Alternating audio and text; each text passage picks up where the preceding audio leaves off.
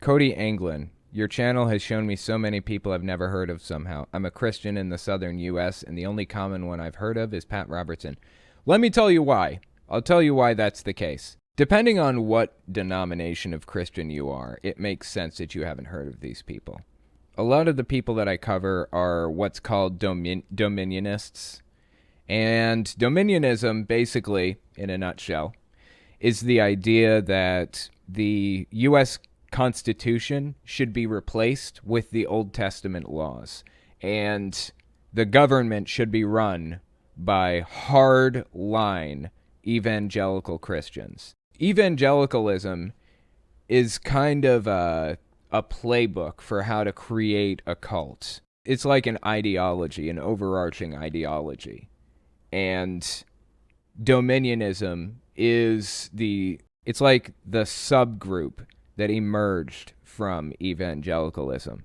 So a lot of these pastors are dominionists, some of which are hard dominionists and even Seven Mountains dominionists. Like, it gets more and more extreme the further you go into this.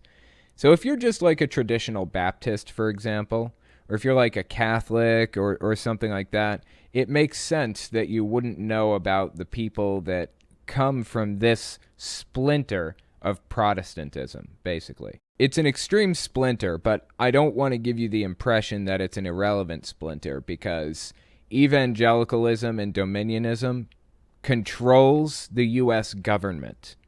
It is the thing that steers the Republican Party. Republican politicians don't win elections without the evangelical vote.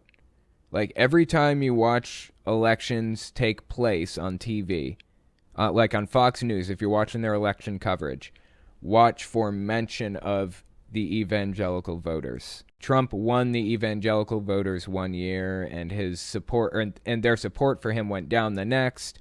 Like, they track that shit. Evangelicals are a big fucking part of U.S. politics, a big part of it.